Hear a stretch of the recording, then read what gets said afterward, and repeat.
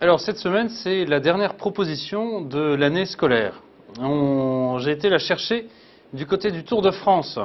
Voilà, l'étape du jour, c'est Cagnes-sur-Mer-Marseille, 280 km qui vont être engloutis à une vitesse moyenne de 44 km/h par un peloton composé à 100% quasiment d'asthmatiques.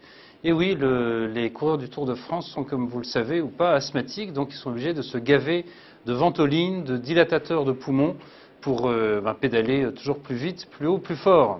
On ne parle pas de l'EPO, ça l'EPO c'est beaucoup moins drôle, mais on sait que on a besoin, le peloton du Tour de France a besoin de tous ces dopants pour avancer et engloutir les kilomètres, franchir les cols, etc.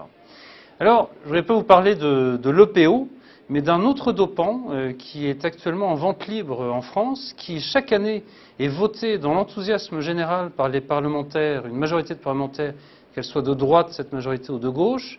Ce n'est pas l'EPO, c'est l'EPO, c'est le prélèvement obligatoire. Et on découvre d'année en année que la France est complètement intoxiquée à cette drogue dangereuse. On atteint 47% de taux de PO, donc de prélèvement obligatoire sur le PIB. C'est un record absolu. Il faut comprendre la toxicité de ce dopant.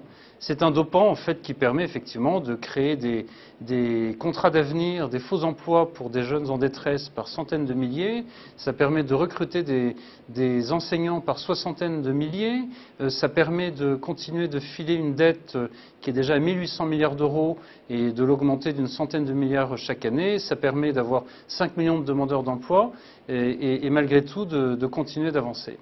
C'est un produit très toxique, très dangereux, parce qu'au bout du chemin, il y a la Grèce, le modèle grec, c'est-à-dire la faillite, des problèmes non seulement économiques, mais sociaux très graves. On n'a pas envie d'en arriver là. Qu'est-ce qu'il faut faire? Mais il faut réduire le taux de PO dans le pays, parce que trop de PO, trop d'impôts tue l'impôt, et va tuer notre économie et notre société. Comment est-ce qu'on fait concrètement? Moi, je propose un objectif très simple, qui est atteignable, passer de 47% de taux de PO à 40% de taux de prélèvement obligatoire sur le PIB. C'est la moyenne de l'Union européenne. Ce n'est pas héroïque, c'est même une performance qui serait normale.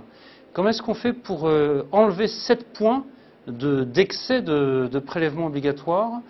Je propose 7 points, ça représente 140 milliards d'euros.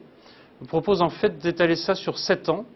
7 points enlevés en 7 ans, ça fait 20 milliards d'euros d'économies par an jusqu'à 2020. Je crois que le gouvernement de François Hollande en est capable. Comment y arriver? Il y a plein de leviers d'action, de gabegies à réduire qui ont été très bien identifiés par la Cour des comptes. Et on peut aussi même profiter d'un effet d'aubaine qui est la démographie. En ce moment, vous avez la génération des baby-boomers qui arrivent à l'âge de la retraite et qui quittent la fonction publique. Je fais une proposition très simple. Un ancien président a proposé le non-remplacement d'un fonctionnaire sur 2. Ça a marché plus ou moins bien et on n'a pas été au bout de cette proposition-là. Je propose de faire plus simple, le non-remplacement d'un fonctionnaire sur 1, en sortant en revanche les fonctions régaliennes, c'est-à-dire défense, intérieure, justice et diplomatie. Dans le monde dangereux dans lequel nous vivons aujourd'hui, il faut non seulement protéger ses effectifs et ses moyens, mais aussi les accroître. En revanche, tout le reste, non-remplacement d'un fonctionnaire sur 1, soit de l'éducation, de l'administration de l'éducation, la sécurité sociale. C'est un gisement d'économie extraordinaire à faire et ça nous permettra de nous désintoxiquer du PO, du prélèvement obligatoire, et de faire repartir notre économie, nos emplois et notre société.